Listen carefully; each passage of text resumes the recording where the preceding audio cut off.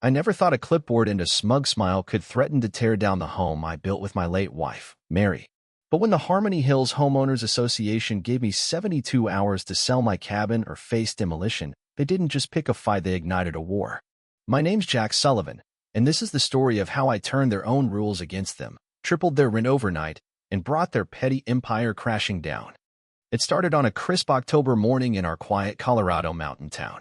I was up on the second floor of my cabin, fixing a vent cover, when the ground shook not from thunder, but from the growl of a backhoe clawing at my property. This wasn't just any cabin. Mary and I laid every beam by hand, her sketches pinned to plywood walls during those long chemo nights. Our son, Ethan, took his first steps here, toddling between beams marked with our pencil lines. That southeast corner they were aiming for? That was ours, the heart of our home. I bolted outside, boots crunching gravel, and saw two men in neon vests, one with a clipboard, the other tapping a tablet. "What's this?" I demanded. Clipboard guy smirked. "Preliminary demolition. Your cabin's non-compliant under the Green Growth Initiative." I wasn't part of their HOA, never had been. "New zoning overlay says you are," he shot back, as the backhoe's gears whined behind me. Then she arrived, Linda Harris, interim HOA president, striding up in a windbreaker and oversized sunglasses like she owned the mountain. "Jack, let's not escalate," she said, waving off the backhoe. "Your eastern outcrop encroaches on shared space." I held my ground. "This is my land, Linda. Check the deed." She smiled, unfazed. "New maps, new rules." Ethan appeared beside me, still in socks, phone in hand. "You filming this?" he whispered. "Should be," I muttered. Linda's eyes flicked to him. "You were offered a board seat, Jack. You declined." I stepped closer. "Because I knew you'd pull this the second I signed anything." She sighed, handing me a notice, 72 hours to vacate or comply. I pulled out my deed, creased and worn. "This predates your HOA. You want to fight in court? Be my guest." Linda's smile tightened, but she backed off, promising to reconvene. As she left, I called after her. "You've got 30 days before I raise your rent." Her head snapped back. "Excuse me." I didn't blink. "Check who owns the land under your HOA office." That night, the power cut out. No warning, just darkness. Ethan and I sat at the kitchen table, flashlight beams slicing through old legal folders. The HOA wasn't just pushing me out, they were trying to erase me. I lit a camping stove, brewed coffee, and checked the trail cams. At 2:16 a.m., 3 figures in HOA vests crept onto my land. One held bolt cutters. Another carried a blueprint tube. The third? My old friend, Tom Weaver. He looked right at the camera, knowing I'd see him. Tom, who helped me dig this cabin's foundation, who stood by Mary's hospital bed. Betrayal doesn't always roar, it slinks in quietly. By morning, I found my leverage. Buried in dusty files was an easement clause from my grandfather's era. The HOA's shiny new headquarters sat on my land, and they'd never filed for annexation. They owed me commercial rent for over a year. I didn't shout or gloat. I drove to the hardware store, where Shirley, the owner, grinned. "Legal explosion?" she asked. "Big one," I said.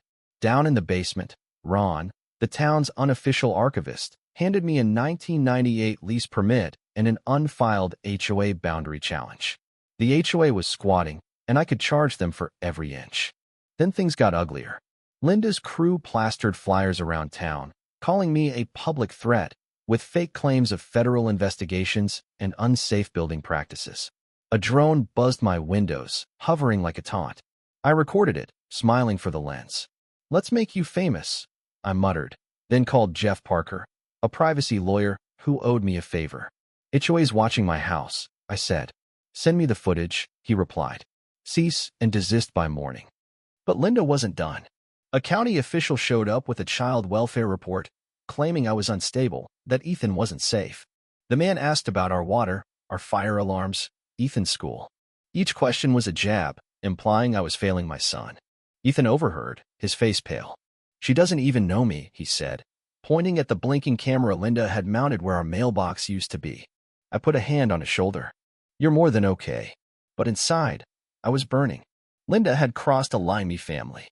I called Samuel Kane, a man who made problems visible. "She's baiting you," he warned. "Don't lose your temper." I didn't need rage, I needed precision.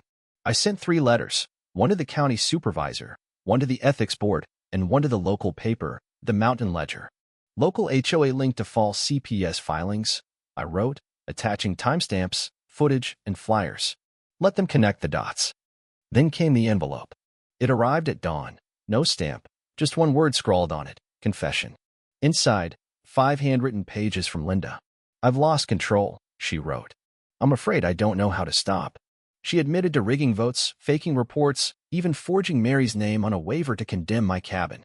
I thought grief made people sloppy, she wrote. Ethan read it and whispered, burn it. I didn't.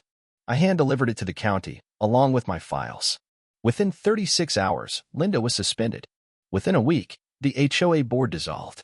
Within a month, she was Ganino Trace. No goodbye. Tom came back, offering a bucket of nails to fix the porch. Ethan stepped forward. We don't need your guilt. Tom left, and we let him. The cabin stood stronger than ever. We rebuilt the porch with reinforced timber, planted sunflowers, and took down Linda's cameras. Ethan tightened the last bolt and asked, we good now? I nodded. Better than good. We're still here.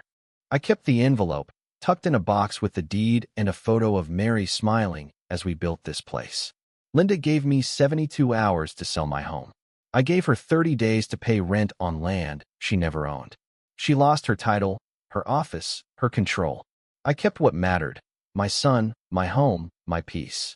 You can't uproot a man whose roots run deeper than your empire. What do you think?